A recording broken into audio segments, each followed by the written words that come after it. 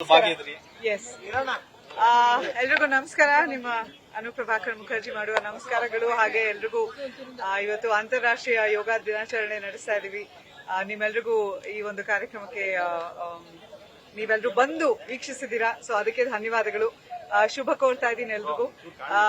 ಸಮಾಜದಲ್ಲಿ ಇವತ್ತು ಹೆಚ್ಚಿನ ಹಿಂಸೆ, ನೋವು, ಅಸೂಯೆ, ಬರೀ ನೆಗೆಟಿವಿಟಿನೇ ನೋಡ್ತಾ ಇದೀವಿ. ಯೋಗ ಅಂತ ಒಂದು ಅಭ್ಯಾಸ ನಾವು ಇಟ್ಕೊಂಡ್ರೆ ಆ ಒಂದು ಪಾಸಿಟಿವಿಟಿ, ಮೈ, ನಮ್ಮ ದೇಹ ಬಹಳ ಸ್ಟ್ರಾಂಗ್ ಆಗಿದ್ರೆ ಮನಸ್ಸು ಕೂಡ ಸ್ಟ್ರಾಂಗ್ ಆಗುತ್ತೆ. ಆ ಸ್ಟ್ರಾಂಗ್ ಆಗಿರೋ ಮನಸ್ಸು ಪಾಸಿಟಿವ್ ಹಾದಿನಲ್ಲಿ ನಡೆಯುತ್ತೆ ಅಂತ ನಾನು ಹೇಳೋಕೆ ಇಷ್ಟಪಡ್ತೀನಿ. ಸೊ ಹಾಗಾಗಿ ಯೋಗ ಅಭ್ಯಾಸ ಮಾಡೋದು ಎಲ್ಲರೂ ಪ್ರಾಕ್ಟೀಸ್ ಮಾಡಬೇಕು. ನಾನು 20-25 ವರ್ಷಗಳಿಂದ ಯೋಗ ಅಭ್ಯಾಸ ಮಾಡ್ತಿದ್ದೀನಿ. ಚಿಕ್ಕ ವಯಸ್ಸಿಂದ ನೋಡಿ ಬೆಳೆದಿರೋಳು. ನನ್ನ ತಾಯಿ ಎಲ್ಲ ಯೋಗ ಮಾಡ್ತಾ ಇದ್ದಿದ್ದನ್ನ. ಸೊ ಹಾಗಾಗಿ ಈ ಒಂದು ಕಾರ್ಯಕ್ರಮದಲ್ಲಿ ಭಾಗವಹಿಸಿದ್ದು ಬಹಳ ಅರ್ಥಪೂರ್ಣ ಅಂತ ನನಗನ್ನಿಸ್ತು.